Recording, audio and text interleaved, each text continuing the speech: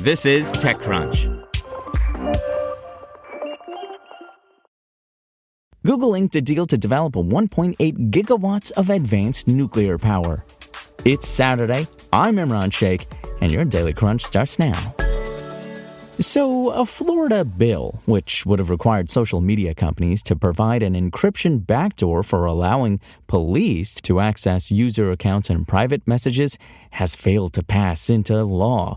The social media use by minors bill was indefinitely postponed and withdrawn from consideration in the Florida House of Representatives earlier this week. Lawmakers in the Florida Senate had already voted to advance the legislation, but a bill requires both legislative chambers to pass before it can become law. The bill would have required social media firms to provide a mechanism to decrypt end-to-end encryption when law enforcement obtains a subpoena, which are typically issued by law enforcement agencies and without judicial oversight.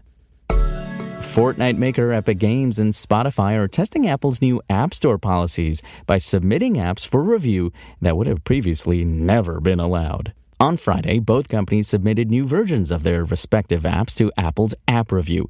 Now, for Epic Games, it would mean the return of Fortnite to the App Store. Apple removed the game in 2020 and terminated Epic's account after the company challenged the App Store rules by adding support for direct payments in Fortnite, ahead of filing its antitrust lawsuit against Apple. And as for Spotify, well, it hopes to allow its users to buy individual audiobooks directly and allow premium subscribers to buy top-up hours for audiobook listening. The streamer's latest update comes on the heels of Apple's approval this week of the Amazon Kindle app, which added a buy book button for the first time. It also follows the approval Spotify received last week, which let U.S. users access pricing information for its subscription plans inside its streaming app, among other things. In time, more apps will likely join Epic Games and Spotify to take advantage of the new App Store policies.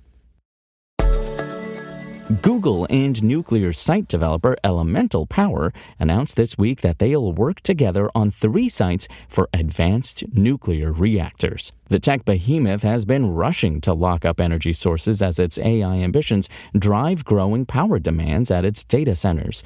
This year alone, Google plans to spend $75 billion building data center capacity. Yeah, that's billion with a B. With the new deal, Google is promising to add at least 600 megawatts of generating capacity at each of the 3 sites. Elemental said the reactors will be connected to the grid with the option for commercial offtake, which means that Google can buy power directly. Elemental has been operating stealthily until this announcement. The team has experience in the nuclear industry, though it hasn't developed any power plants yet. The company was started by Breakwater North and is backed by Energy Impact Partners. Elemental is taking a technology-agnostic approach, meaning that it hasn't decided on which small modular reactor company it'll work with to develop the projects. There are a number of possibilities, though Kairos Power is a likely frontrunner given its existing deal with Google. Silicon Valley has been smitten by SMRs. The startups have been rushing into the space, promising to slash reactor costs through mass manufacturing enabled by SMR's smaller size. And wrapping up, let's hit some startup news for the weekend. HR tech startup Rippling has raised a $450 million Series G round at a $16.8 billion valuation, the company confirmed to TechCrunch. It's also conducting a $200 million tender offer to give current and former employees some liquidity. The equity raise marks a jump in valuation from a year ago.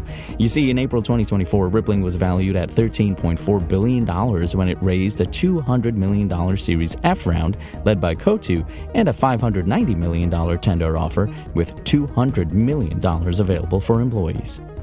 That's your Daily Crunch. Today's stories were reported by Tim Deschamps, Sarah Perez, and more beautiful, lovely TechCrunch journalists.